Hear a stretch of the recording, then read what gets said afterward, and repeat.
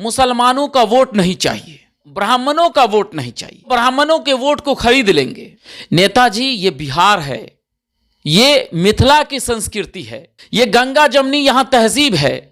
इस तहजीब को यहां जिंदा रहने दीजिए। किसी और राज्य की तरह बिहार को मत बनाइए। और उसमें भी दरभंगा अपने आप में प्रसिद्ध है और यहां की संस्कृति विदेशों में भी गूंज रही है। दरभंगा की धरती को धर्मों से मत जोड़िए। खुलेआम आप बोलते हैं कि मुझे मुसलमानों के वोट की आवश्यकता नहीं है, मैं ब्राह्मणों के वोट को खरीद लूंगा।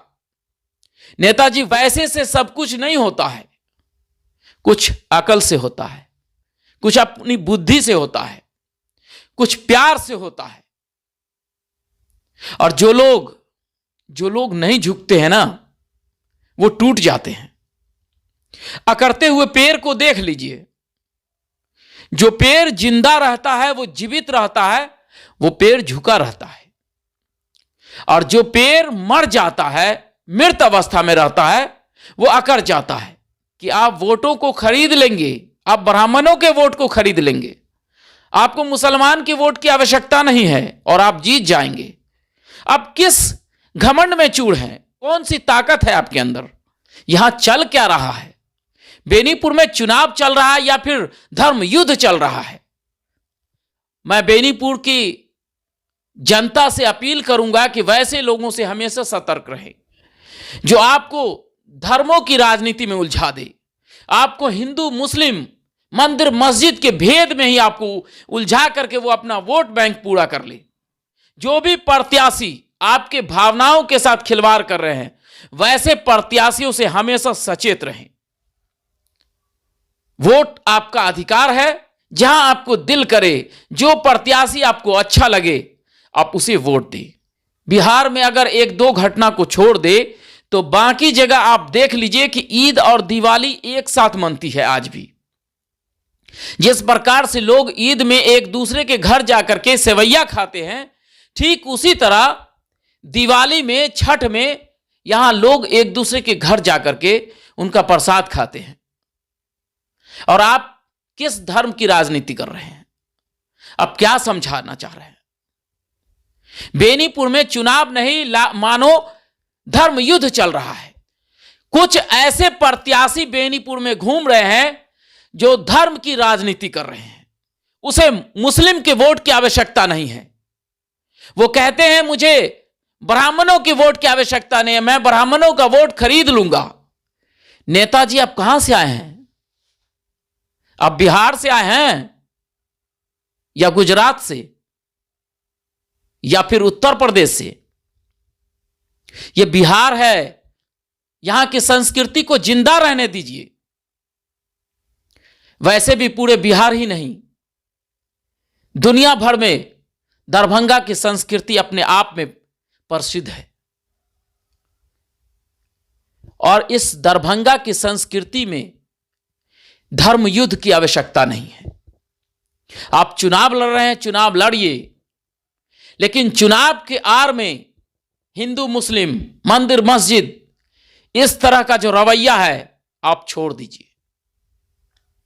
मैं बेनीपुर की जनता से अपील करता हूं कि आप बिना डरे सहमे 18 तारीख को जहां आपका दिल करे, आप उस वोट को दें। चुनाव का समय आता है तो मतदाता मालिक, और चुनाव खत्म होते ही मतदाता नौकर। यही वो समय है, यही वो वक्त है जब आप पहचानेंगे अपने प्रत्याशी को, कौन अच्छा है कौन बुरा है। क्या आपको प्रत्याशी हिंदू मुस्लिम मंदिर मस्जिद के भेदभाव में तो आपको उलझा के नहीं रख रहे हैं? आपको समझने की आवश्यकता है। ऐसे प्रत्याशी बेनीपुर में घूम रहे हैं, खास करके मुख्य पार्षद के जो प्रत्याशी हैं वो घूम रहे हैं, और वो हिंदू मुस्लिम मंदिर मस्जिद इस तरह का जो है वो राजनीति कर रहे हैं। वो चुनाव नहीं, मानो धर्म युद्ध कर रहे हैं। आप किससे युद्ध कर रहे हैं? कितने पैसे वाले हैं आप? कितने पैसे में आप खरीद लेंगे लोगों को? याद रखिए, जो लोग आज पैसे के गुरूर में जो लोग अपने पैसे की ताकत को दिखा रहे हैं, सच मानिए कि वो कल उसी पैसे के बल पे आपको एक रत्ती कौड़ी बराबर नहीं मानेंगे। इसीलिए आप ऐसे लोगों का चुनाव करें जो आपके लिए योग्य हो, आपके हर दुख सुख में आपका साथ दे। वो प्रत्याशी जो आपके भावनाओं के साथ खिलवाड़ कर रहे हैं, वो प्रत्याशी जो आपकी भावनाओं से खेलना चाह रहे हैं, वैसे प्रत्याशी से दूर रहे। शायद बहुत सारे लोग समझ गए होंगे कि आखिर वो कौन कौन प्रत्याशी हैं जो इस तरह का खेल खेल रहे हैं। आखिर किस पार्टी का, किन लोगों का ताकत है उन्हें। तो वो लोग अपने आप को सचेत हो जाएं जो इस तरह की राजनीति करते हैं।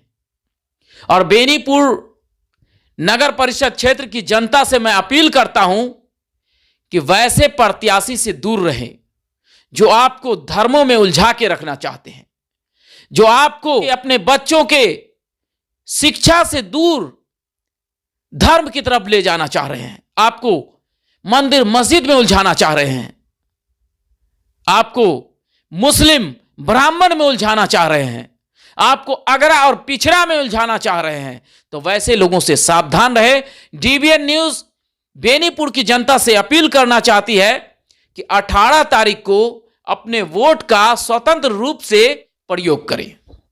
आपको जो अच्छे प्रत्याशी हो आप उनका चुनाव करें और वैसे प्रत्याशी को मुख्य पार्षद बनाएं जो आपके दुख सुख में आपका साथ दे, न कि आपके धार्मिक भावनाओं के साथ खिलवाड़।